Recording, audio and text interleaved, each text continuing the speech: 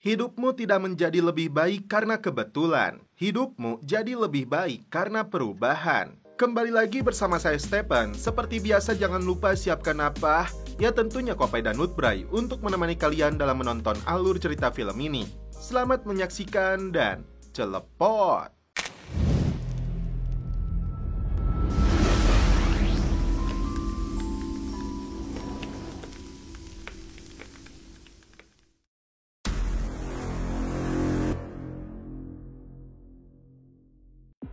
Film dibuka dengan ditampilkannya adegan pembunuhan terhadap seorang wanita bernama Rama Chelsea yang dilakukan orang tidak dikenal. Bagaimana awal mula kejadian tersebut, film kemudian mundur. Selanjutnya, diperlihatkan seorang bos preman bayaran bernama Chokli dan para anak buahnya yang melancarkan aksi pengerusakan di sebuah perusahaan.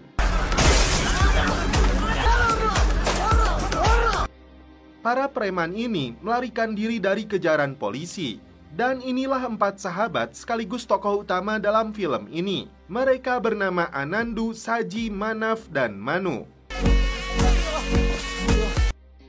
4 pemuda pengangguran ini bergabung dengan kelompok gangsternya Chokli untuk mendapatkan penghasilan. Lolos dari kejaran polisi, Anandu langsung menghubungi Chokli yang menyuruh mereka untuk datang ke bar nanti malam. Singkat cerita, keempatnya sudah tiba di sana. Terlihat si Chokli memberitahu bosnya yang bernama Kumar Ani tentang adu mulut yang sedang terjadi antara anak buahnya dengan seorang pria. Bos gangster ini mengancam akan menggorok leher pria tersebut sampai akhirnya dia pergi. Setelah itu, Chokli memperkenalkan Anandu dan 3 temannya kepada bos Kumar. Keempatnya mendapatkan upah untuk aksi pengerusakan di perusahaan keuangan yang dilakukan tadi siang. Mereka sepakat untuk memberikan upah tersebut kepada Manu yang saat ini sedang membutuhkan uang. Sebagai anggota geng yang baru saja berkecimpung dalam dunia kriminal, bagi mereka punya kebanggaan tersendiri bisa bertemu dengan Kumar yang terkenal sangat kejam, dari memotong tangan, kaki, hingga membunuh targetnya. Pulang ke rumah, Anandu tinggal bersama ibunya karena ayahnya sudah meninggal. Keesokan harinya, mereka kembali berkumpul di markasnya Chokli untuk menunggu pekerjaan selanjutnya. Anandu langsung turun ketika melihat seorang janda beranak 1 yang hendak pulang dari pasar. Saji dan teman-temannya memperhatikan Anandu yang hendak mengantar pulang janda tersebut. Di malam harinya, Kumar dan anak buahnya datang ke rumah bosnya yang ternyata dia adalah Rama Chelsea yang diperlihatkan di scene awal. Kumar mendapat perintah untuk mengamankan lokasi tambang dari aksi demo yang dilakukan warga setempat. Keesokan harinya, Chokli mengerahkan seluruh anak buahnya menuju lokasi tambang. Sementara itu, Saji terlihat sedang memandangi seorang gadis yang sedang dibonceng bapaknya. Tak berselang lama, Chokli datang mengajak mereka untuk ikut ke lokasi tambang milik Rama Chelsea. Di lokasi tersebut, Kumar bertemu dengan seorang politikus yang berjanji akan menyelesaikan masalahnya dengan warga setempat menggunakan cara damai. Jadi si politikus ini takut dan menaruh hormat kepada Kumar. Namun tiba-tiba ratusan warga setempat datang memaksa Kumar turun dari mobilnya. Tidak terima bosnya dibentak-bentak, ini yang dilakukan Anandu dan 3 kawannya.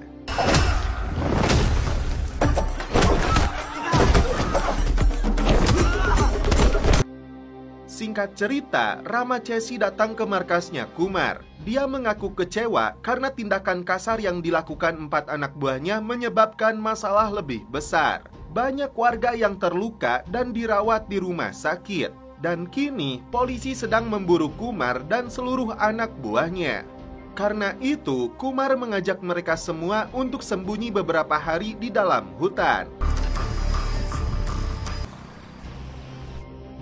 Di pagi harinya, salah satu anak buah Kumar pergi untuk membeli makanan. Di tengah perjalanan, dia berpapasan dengan beberapa polisi yang sedang mencari tempat persembunyiannya Kumar. Saat itu juga, si Kribo memberi sinyal agar Kumar dan anak buahnya segera melarikan diri. Chokli dan anak buahnya yang masih terlelap tidur langsung berhamburan. Perkelahian pun terjadi antara polisi dan kelompok gangster pimpinan Kumar. Lagi-lagi, Anandu dan 3 kawannya mengorbankan diri mereka agar bos Kumar bisa lolos dari penangkapan.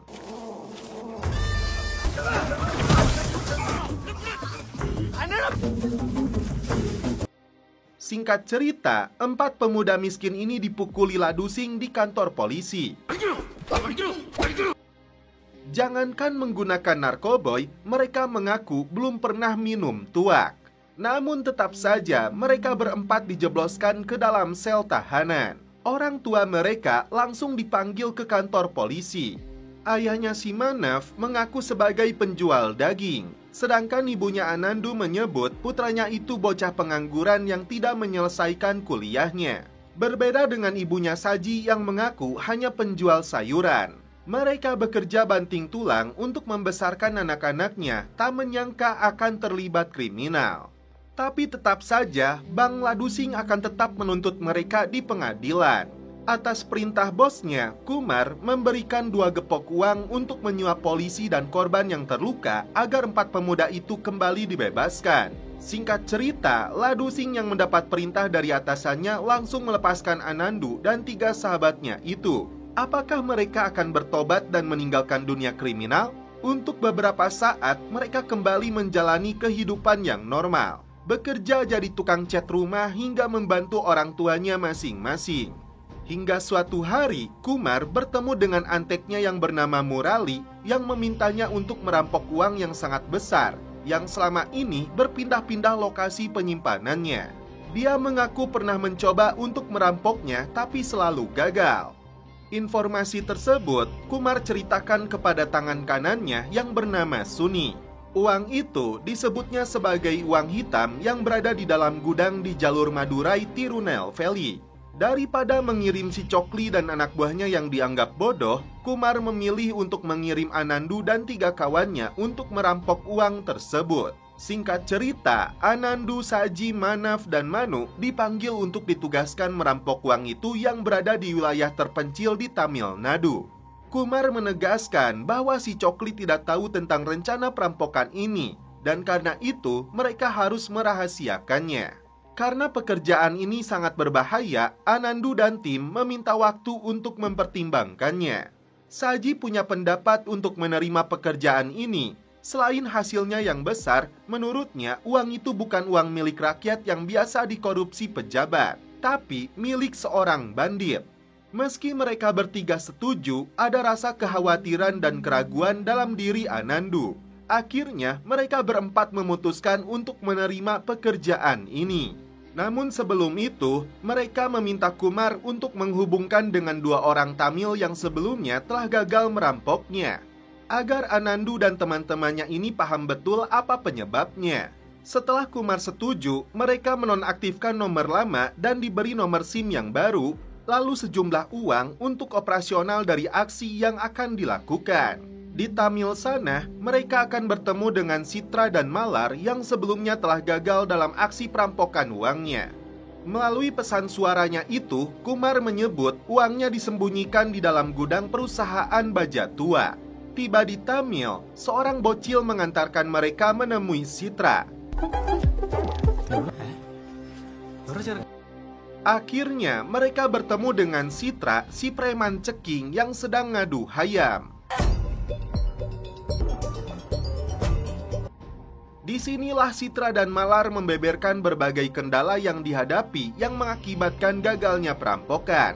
Anandu mengajak keduanya untuk ikut serta dalam perampokan ini, dan komisi yang mereka dapatkan akan dibagi rata. Mereka pun setuju, yang penting saling mempercayai satu sama lainnya. Selain akan menghindari kamera pengintai,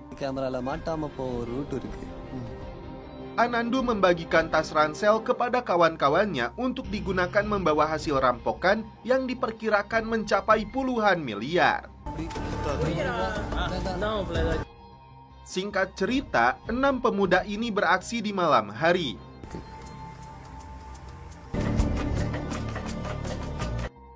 Mereka memarkirkan mobilnya di tepi jalan di dekat perusahaan TVR yang jadi target perampokan. Tiba di dekat dinding perusahaan tersebut, salah satu dari mereka memanjat pohon untuk melihat situasinya dulu. Setelah para pegawainya pergi, mereka mulai beraksi. Berhasil memanjat dinding, di luar dugaan, mereka dihadang anjing penjaga.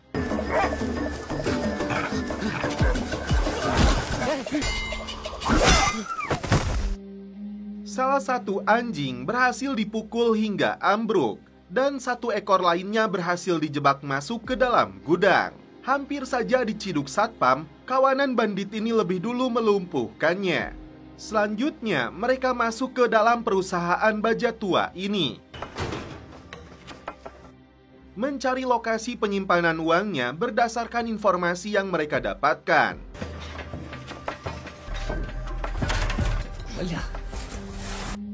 Tepat di ruang bawah tanah, Anandu dan 5 kawannya berhasil menemukan uang tersebut. Setelah menjebol gemboknya, uang hasil rampokannya mereka masukkan ke dalam ransel masing-masing.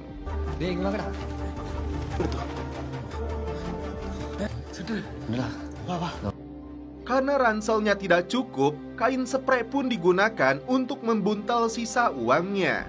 Dari sana, mereka bergerak kembali ke mobil. Tapi mereka lebih dulu bersembunyi karena ada polisi yang sedang mengecek mobil tersebut. Setelah aman, mereka masuk ke dalam mobil yang ternyata sulit dihidupkan.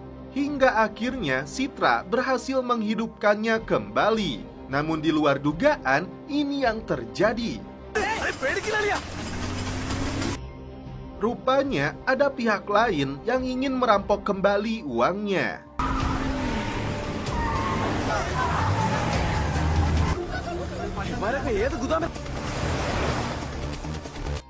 Setelah terlibat aksi kejar-kejaran, mereka bersembunyi di dalam hutan yang tidak terdeteksi oleh para pelaku. Tapi sialnya, mereka terjebak di jalanan yang rusak.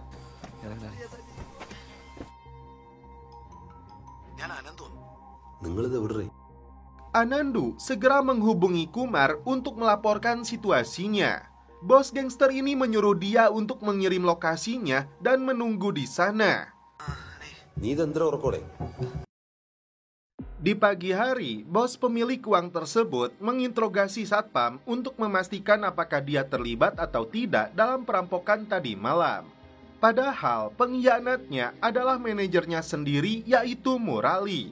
Meski kakinya sudah diinjak hingga terluka, si bapak satpam nyatanya berkata jujur tidak tahu tentang rencana perampokan tadi malam. Sementara itu, Kumar dan Suni datang ke lokasi Anandu dan kawan-kawannya yang meminta komisi untuk hasil rampokannya. Kumar beralasan dia harus menghitung dulu uang tersebut dan melaporkannya lebih dulu kepada kliennya. Sempat terjadi ketegangan di antara mereka sampai Kumar memberi mereka segepok uang biaya perjalanan pulang Anandu dan teman-temannya. Kumar berjanji akan segera memanggil mereka untuk mendapatkan jatahnya. Tidak punya pilihan, 6 bandit ini hanya bisa menunggu, memanfaatkan sedikit uang jatah itu untuk membeli Kopai dan Utbrai. Sementara itu, bos pemilik uang tersebut menyebut pecahan 2.000 rupiah yang dirampok itu ternyata akan ditarik dari peredarannya dimulai bulan depan. Karena itu, mereka harus segera mendapatkannya kembali atau itu semua akan sia-sia. Anandu dan 4 sahabatnya berpisah dengan Citra dan Malar untuk kembali pulang ke kampung. Beberapa box uang hasil rampokannya kini telah diamankan Kumar di dalam gudangnya. Emaknya Saji mengingatkan Anandu dan teman-temannya ini untuk mencari pekerjaan yang halal dan dekat dengan rumah. Karena solidaritas yang tinggi di antara mereka, ketiganya rela menunggu ketika Saji sedang mengajak kencan gadis pujaannya. Setelah mendapat panggilan, mereka pergi ke markasnya Kumar. Ternyata di sini sudah ada anaknya Rama Chesi yang bernama Raja dan anak buahnya. Tak berselang lama, datanglah Rama Chesi.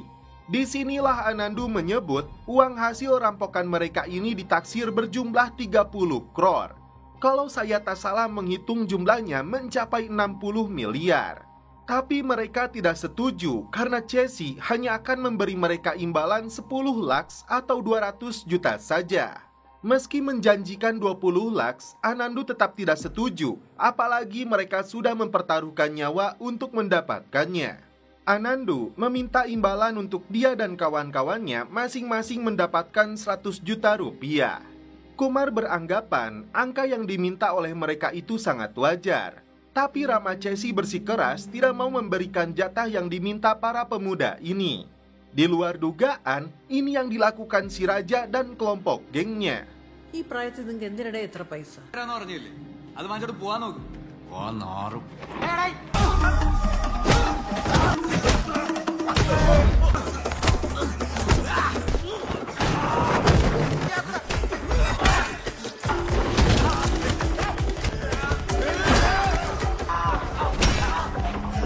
Setelah Anandu dan 3 temannya babak belur, Kumar menyuruh mereka untuk kembali berdiri, menyuruh pergi dan kembali esok hari. Si raja yang belum puas kembali menendang motor. Berkumpul di dalam markas sambil menenggak sebotol kecap bango, Anandu dan 3 sahabatnya tidak bisa diam saja dilecehkan seperti kejadian tadi. Habis sudah kesabaran mereka. Keempatnya mencari keberadaan raja dan antek-anteknya. Setelah menemukan anak dari Ramachesi, selanjutnya ini yang terjadi. Tidak ada kata ampun, si raja dipukuli habis-habisan. Tidak satupun dari anak buahnya yang bisa mencegah kemarahan dari para pemuda miskin ini. Mereka menghancurkan tangan dan kakinya si raja, hingga dokter pun terpaksa mengamputasi salah satu tangannya.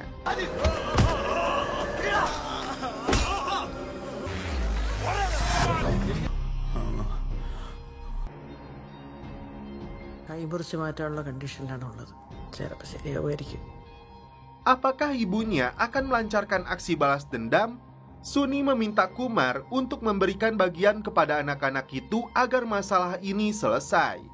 Kumar menjanjikan kepada Anandu akan mendapatkan jatahnya sesuai yang diinginkan yang akan dibayarkannya besok pagi. Hari pun berganti. Manaf dan Manu datang ke rumah Saji, tapi dia dan ibunya masih jualan di dalam pasar. Saat dalam perjalanan, di luar dugaan, Manaf dan Manu langsung tewas di lokasi akibat kecelakaan tersebut. Duka mendalam dirasakan Anandu dan Saji. Kumar dan Chokli pun datang untuk memberikan dukungan moral kepada mereka. Sesuai hasil rekaman, kejadian ini murni kecelakaan. Sitra dan Malar sengaja datang untuk melihat jasad mereka terakhir kalinya. Begitupun dengan si Ramachesi, meski tatapan penuh rasa curiga. Manaf yang seorang muslim dimakamkan, sedangkan Manu yang seorang Hindu jasadnya dibakar. Tidak sedikit pun peduli dengan uang jatahnya, Sitra dan Malar harus kembali pulang ke Madurai. Beberapa hari kemudian, Anandu dan Saji kembali menemui Kumar untuk mengambil jatah hasil rampokannya senilai 3 crore. Untuk jatah Manaf dan Manu akan diberikan kepada keluarganya. Anandu dan Saji langsung pergi, tapi uang ini tidak bisa mengobati rasa sedih yang mereka rasakan. Di luar dugaan, ini yang terjadi.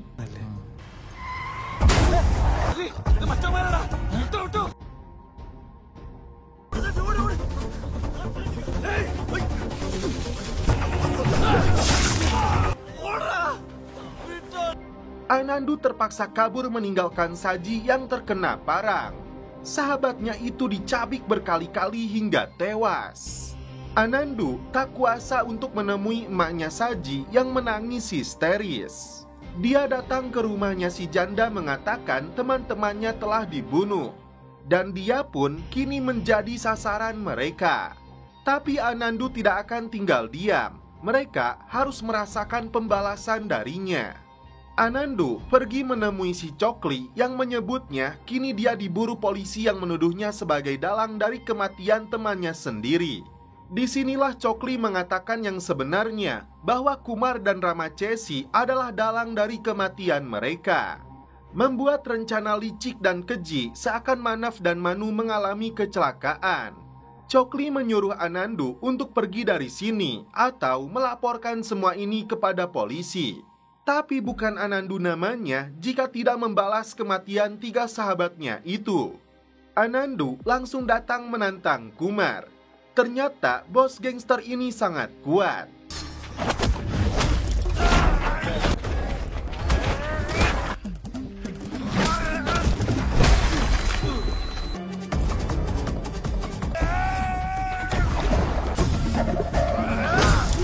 Meski dibuat tidak berdaya, tapi Anandu tidak menyerah.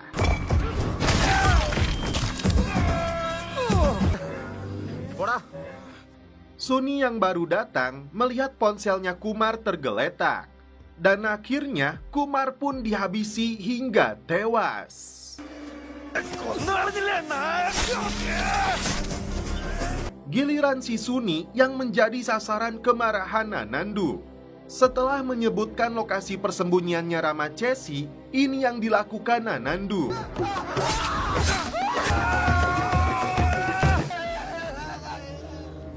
Tersisa Ramachesi target terakhirnya. Wanita bejat ini sudah mendapat kabar tentang kejadian yang menimpa Kumar dan Suni. Sementara itu, Anandu pergi menemui Sitra dan Malar untuk menceritakan semuanya. Anandu berencana pergi ke Bengaluru, tidak mau melibatkan dua sahabatnya ini meski mereka siap membantunya. Bos pemilik uang hitam itu datang ke rumahnya Ramachesi. Ternyata dia sudah membunuh Murali yang terciduk membawa sebagian uang miliknya. Di malam hari, Anandu sudah menunggu si Ramachesi yang berada di dalam gym.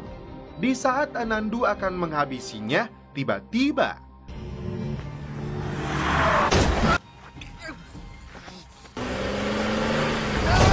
ternyata pelakunya si Chokli. Alhasil, Anandu pun menghembuskan nafas terakhirnya. 4 sahabat ini kembali berkumpul, namun di alam yang berbeda. Film kembali ke scene awal di mana Ramachesi dihabisi orang tidak dikenal. Tapi kedua pelakunya ternyata adalah Sitra dan Malar untuk membalas kematian 4 sahabat mereka. Dan setelah itu, film pun berakhir. Oke guys, terima kasih bagi kalian yang menonton sampai akhir. Salam percelepotan duniawi, keep enjoy.